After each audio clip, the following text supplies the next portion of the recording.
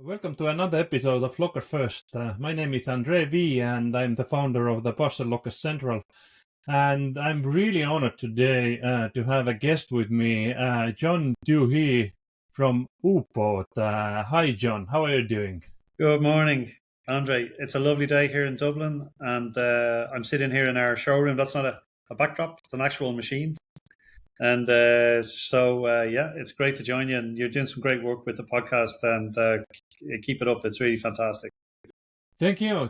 I really like your background actually, because really the Parcel Lockers is the thing I love. So you have one presented in the screen.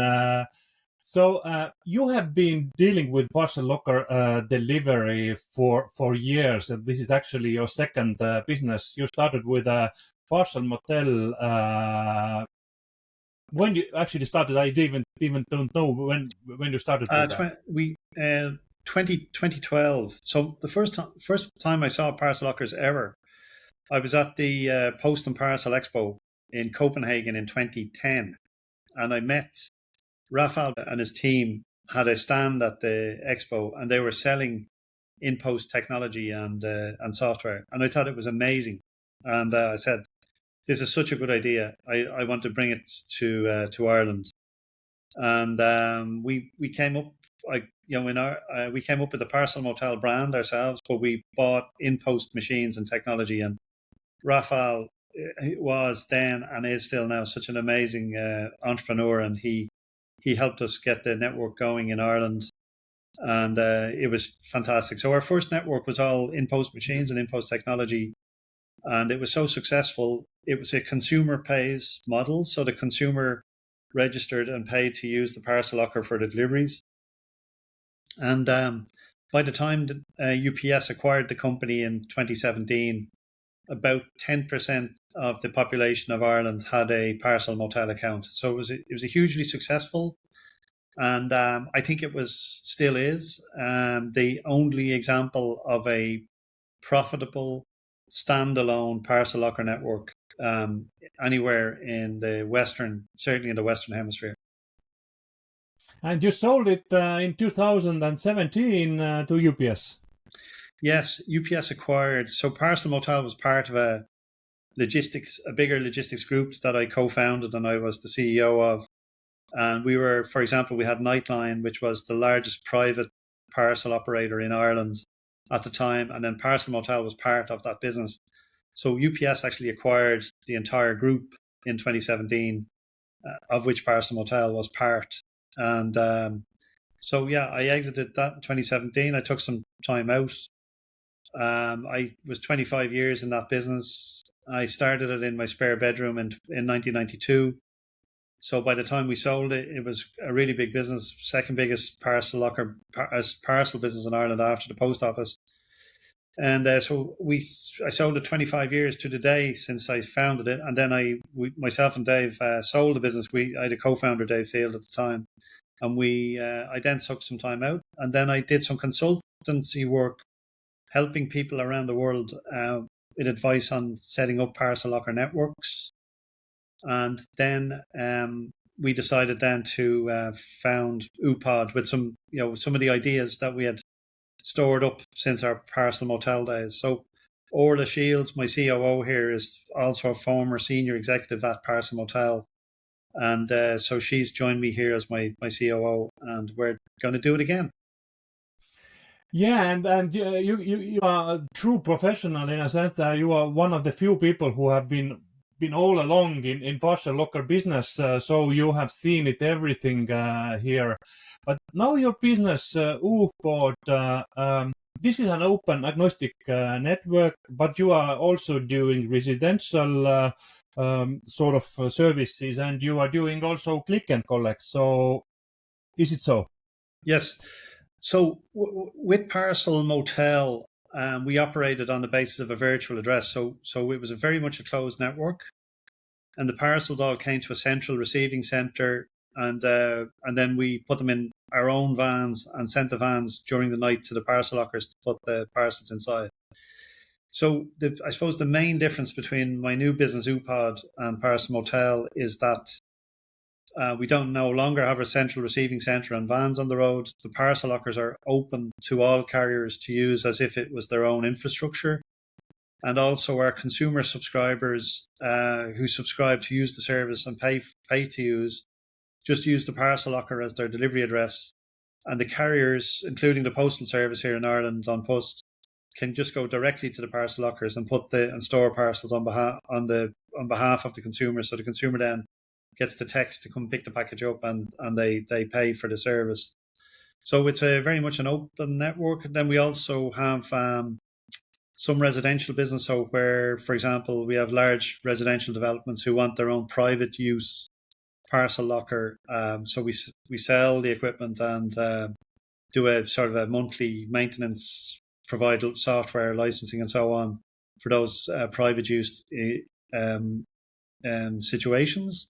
And then we also have some corporate customers as well. For example, Intel have a huge campus here near Dublin. We have a parcel locker on the campus for Intel for their, which is for their private use for their Intel employees only. So yeah, we do a bit of everything, but our main emphasis, really, our main focus is on rolling out the public parcel locker network in Ireland, which we've been doing successfully now. We're up to 130 locations, hopefully to get above 200 by year end. And those locations are mainly with large supermarket operators like Lidl, Tesco, and some of the leading independent Irish-owned supermarkets and petrol station networks in Ireland as well. So you are still sort of believing this kind of commute route logic, that people are commuting on the way home. They are passing by the grocery store and then getting their parcels. So this is also, I pretty much believe in this kind of model. I mean, we want, obviously we want to contribute to more sustainable ways of people receiving and dropping off parcels. Okay. So I'm very much a believer that parcel lockers need to be in places where people are going anyway. Okay. And we see this anecdotally. I mean, our business is only new and we're still building up, and the data we're collecting, is growing all the time. But usually we will see that a customer will combine the journey. So if they're going to a Lidl store, that they'll go in the store to do their shopping, or they'll leave the package there until the day that they're doing their shopping. They'll pick up their package and do their shopping at the same time. We've also noticed that customers will wait until there's 2 packages or 3 packages delivered. So they might be delivered over a couple of days. And then the customer will go and pick them all up at the same time, and possibly on the day that they're doing their shopping. So we very much believe that parcel lockers, first of all, they need to appeal to consumers. That's why we have these lovely bright colours and this quirky sort of brand, because it needs to appeal to consumers and make them interested in using the service. And second of all, it needs to tie in with their routine, whether that's shopping, commuting, wherever it is, so that customers can join up the activity and help contribute to the reduction in the carbon footprint of parcel delivery. This is 100% my philosophy also, in a sense that you have to place the lockers where customers usually visit, and this is the sustainable way. Because if you are doing it wrongly and putting lockers in wrong places, and customer has to do additional trips, then this is non-sustainable, and this is not good for anybody. I mean that is a very relevant and very active conversation. That are we just displacing the carbon from the carrier to the consumer? Okay, so I've very strong opinions about this. First of all, we must transfer the carbon responsibility for parcel delivery to the consumer and allow the consumer to make that decision, rather than arbitrarily send a commercial delivery van into a residential area with possibly a low value product that the consumer doesn't need right away, and that they're happy enough to pick up while they're doing their other shopping at a nearby supermarket or so on. So we must, as an industry, transfer the carbon responsibility for final mile to the consumer, whether we like it or not. Okay, and when we do things like this, consumers will act responsibly. Then they'll think about okay, I'll pick that. I don't need that package straight away. I know that I have another one coming. I'll pick the two up at the same time while I'm doing the shopping, or while I'm bringing the kids to the school, or picking the kids up, or while I'm on my way home from work. So it's our responsibility as an industry to provide locations that are convenient for consumers, to provide systems that are easy to access and understand and easy to use, and then let the consumer take responsibility for that carbon so that they can make the decision whether to get in their car and go to the supermarket, whether they can walk, whether they can go on their bicycle, whatever. But consumers generally, I think, once they have that responsibility and the onus is on them, I think they, by and large, the majority of consumers will behave responsibly, you know? I absolutely agree with that. What I see in my country here is a waste management, and when the city municipality introduced sorting stations, public sorting stations, it took few years, but people started to sort the garbage, and now there is no misuse. So you have to give the possibility to the customers to do a right thing, to explain what is right thing, and they will do that. I do agree also that the customers are usually responsible and behave in a rational way. Absolutely. And I mean, this has happened in other sectors. I mean, for example, if you look at the food industry, there's such strong regulation there because the food industry have to display on the package the nutritional information, and if it's a product, that's possibly not the healthiest to eat, at least the consumer knows because they can see the nutritional information on the package. They can make a decision as to whether they want to buy the package or not, whether they want to buy the product or not, or how much of that product they want to consume. So I really believe that similarly in e-commerce, and particularly in final mile, that if we transfer that responsibility and make consumers responsible for that final mile carbon, I think consumers will behave responsibly and act appropriately. And that's taking, and the result of that is that we're taking commercial vehicles, whether they're electric or diesel, they're still commercial vehicles. We're taking them out of residential areas, and we're consolidating deliveries. So it's a saving for carriers. It's a reduction in carbon committed, and it's better for everybody, right? And hopefully somewhere along the supply chain, costs get reduced as well. You know. Yeah, I agree, and this is very important for the industry to do a right thing, not to go after the cheapest option only. But talking about the your sort of agnostic model, then recently in Germany, DHL announced the agnostic network one-stop launch. So what do you think is this sort of becoming of agnostic networks? Because so far the main development has been on carrier specific network side. Is it now time for agnostic networks to shine?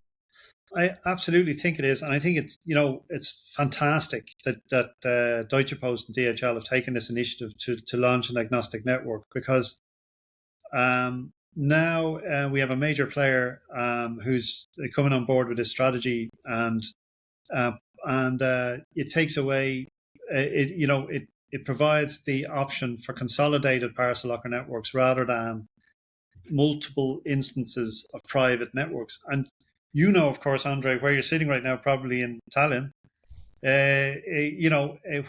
which I would describe as a mature parcel locker network, a mature parcel locker market, right?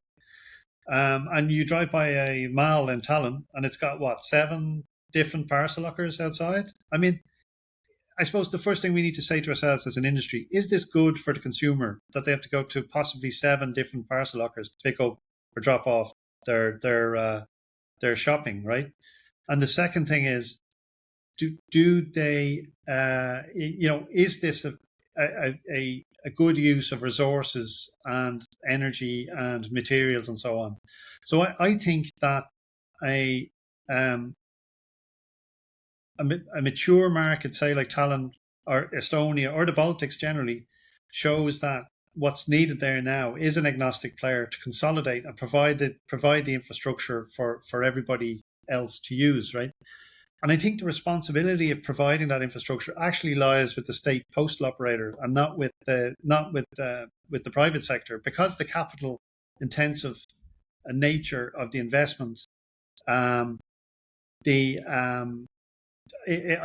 believe it's incumbent on the former state postal operators, or certainly the universal service provider, to provide this open, agnostic infrastructure for the rest of the industry to use. So, and therefore, for example, and I notice Omniva, for example, have recently started to open up their own network, which is probably the biggest network in Estonia and certainly possibly in the Baltics, right? So I can see that Omniva, this is great. This is really great, because that means that